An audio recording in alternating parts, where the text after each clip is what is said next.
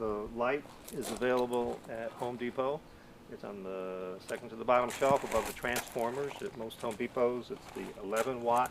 Comes in a box of two screws, easy to unscrew and put the new bulb in, wrap the wire around. So when I put the pump in the fountain, which I'll explain again later, that you grab the cord, you lift the whole top straight up. That's why it's good to have the light removed. So you can lay there. And you also have the little photo metal plaque like my signature here with the toll-free, the number and the website and so on. So this just comes off. So this is the bottom, this is the top. This is the one piece that sometimes gets cracked or broken. And you can buy that, it costs a couple bucks. Because when you go to put this back, if the edge of the pump hung up here with force, it would crack that. That happens every couple of years. Somebody calls me, I don't stock the piece. So here's the cut and knotted tubing that I mentioned. It needs to be there or water would shoot out. So here we have a valve. This, you'll reach in from the front and hold this serrated the part with the ridges, and that's less, and that's max. So 9 o'clock is less, 12 o'clock is max. And when you get through, make sure that this is at the bottom. If this gets rotated up, then it would run out of water sooner, you know, and make that down to the bottom. Okay, so sometimes when the fountain gets turned off, a shell or a twig, or if it's off for a while, a critter like lizard, frogs, they've all climbed down here and deceased and need to be removed. So a quarter turn to the left or quarter turn to the right, and you could remove, you know, whatever debris was in there. Sometimes that needs to be cleaned off. It's magneto driven. And sometimes this tube gets lost, the rain washes it away. That's where you have the extra tubing in the box. You should knot and cut. And I find it's easier, particularly when the round tube is new, to take it off to put it in that oval.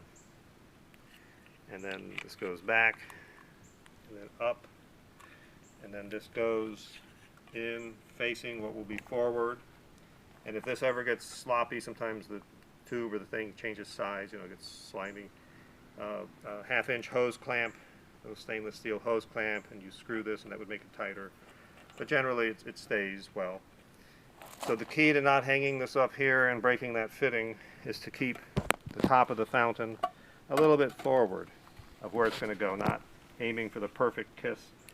So we start going back. You see it's got plenty of room. Put the cord in a little slot, and then you just lift, and put it in place.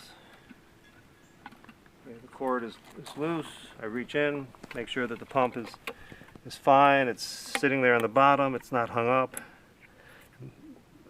Intake is to the bottom. Now we'll put the wiring, the light back in, the light lid, and we're ready to add water.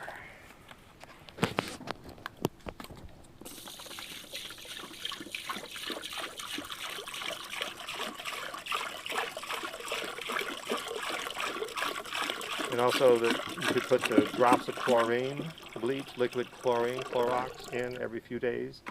Or better yet, to buy bromide tablet from the pool and spa company and put a tablet or pieces of a tablet in there. Keep watching it every several days. If it seems like way too much, then you put less. If you start seeing algae grow, then you put more often or more of it. And should it get green on accident or on purpose, some people like to let it get green, you can drain the fountain. It's nice to own a wet, dry shop vac to be able to suck the water out quick. Or you can take a little cup, spray chlorine bleach in a spray bottle on, go do something else for half an hour and come back, and you're good to go. Add the fresh water and make sure it stays filled with water every few days. Come out and fill it up. You say every few days or every 2 days? So that you keep the pump submerged. It depends on how much wind, how much sun. So because it's in the shade, you have less. So if I bend down here, I can see the pump? Yeah, I'm going to reach in. You know, I'm sure you'll want it on max out here, but you can. That's lower. That's the big sound there.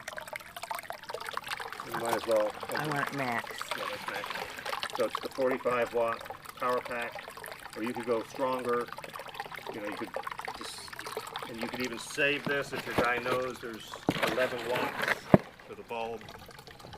You know, your bulb is 11 watts. You could just save this transformer for when yours goes, and you can tab into that line. And this is the pump, the AquaClear number 20. And on the back is the brand name Hagen. And a lot of people find it's easier to get them online, and they'll mail them to you, you know, charge your credit card. Some aquarium shops still carry them. Thank you for your business. So this, as per the instructions, should be mounted. Maybe we'll leave it this way for tonight. Put it all in the back if you like. Very nice. Thank you very much. Sure.